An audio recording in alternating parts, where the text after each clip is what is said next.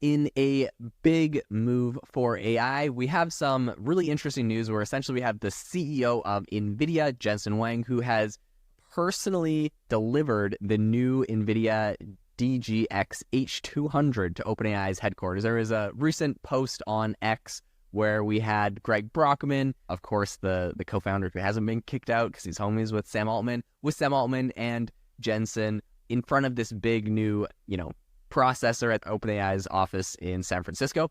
I think this is really interesting. So today on the podcast, I want to break down exactly what this new processor is doing, how much better it is, and some of the, I think, implications for the industry at large. So, of course, this is the most advanced AI processor. You'd expect that. This is the newest thing. What's interesting here is that this is specifically designed to be a little bit faster, a little bit more effective than previous versions.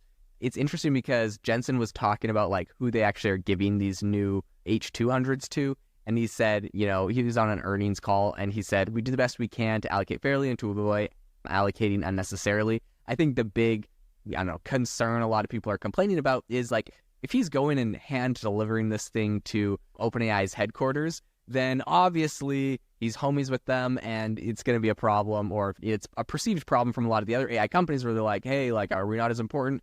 OpenAI obviously is getting these things hand delivered, and a lot of these other people are on wait lists just trying to get these processors, to the point where some people are saying whoever can get the processors can be a viable AI company, but it's so hard that if you don't have them, it's really going to set you back. So anyways, this is all really interesting, but let's get into the specs of what this thing can actually do. How much better is this thing actually? So right now it has a 1.4x increase in memory bandwidth.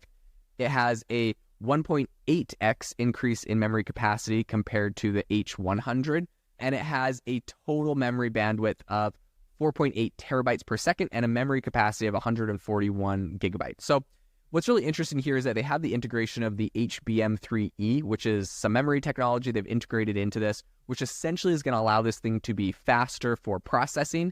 So the processing speeds are faster. It's going to be more efficient in data handling, which is really, really important for training these AI models specifically. And when you're kind of looking at some of this generative AI stuff, this is really important. So recently we had Ian Buck, who's NVIDIA's vice president of high performance computing products, and he was talking about this all. He said the DGX H200's expanded and faster memory is designed to specifically boost performance in computationally intensive tasks, including training sophisticated generative AI models and other high-performance computing applications while optimizing the efficiency of GPU utilization. So what I think is really interesting here specifically is it's almost like he's like, hey, this thing is generally better, and it's also better for AI, where it's in reality, we know the reason that everyone's fighting tooth and nail to get their hands on these things is for AI training. So it's kind of funny to me that it's just also, it's better at AI when, in reality, this is what it's, mostly being used for.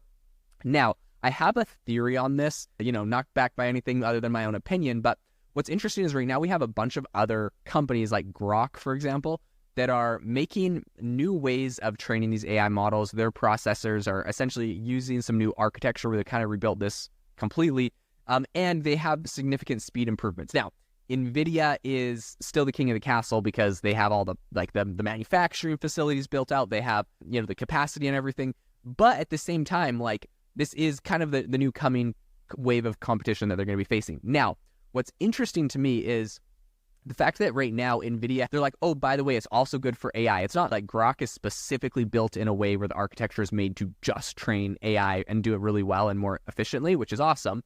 But I almost wonder if they do it in a more general way. I mean, the obvious answer is they probably are doing this in a more general way because this is how they've always done it, and they're, adapting from what used to be Bitcoin miners and, other things to now this. And so it's not specifically designed for AI. So that's that. But what I think also might be useful is the fact that these are a little bit more general purpose might actually be good as far as how they're viewed on a balance sheet for a company. These things are an asset. It's should the company need to liquidate them, they can sell them to other companies, which can be used for more things than just training AI models. So it's kind of interesting that they're multifaceted, and that makes them kind of an interesting asset class where you have big companies like Inflection and Pi that trained Pi, for example, who literally I think spent almost $500 million on H100s, and that shows up on their on their like assets, because should something happen to the company, it doesn't work, it goes bankrupt, like that's a literal tangible asset they go around and flip, sometimes for more money than they bought them for. So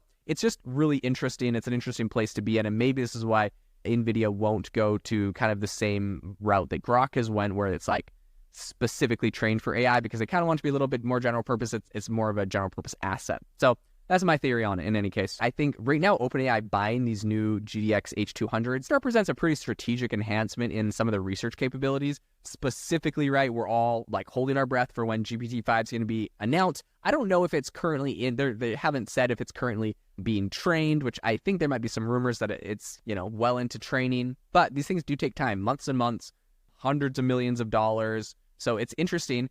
But I think that this could be either, being purchased for GPT-5, or if it's already well into GPT-5, maybe GPT-6, and they realize that it needs to be more powerful. So it's going to be interesting. I think there's also some big implications for the AI industry as a whole. People are saying this is going to make it much better for drug discovery, climate modeling, autonomous vehicle technology. A lot of these things that use just an insane amount of compute are all of a sudden going to be able to be done with these new chips that are faster, more efficient.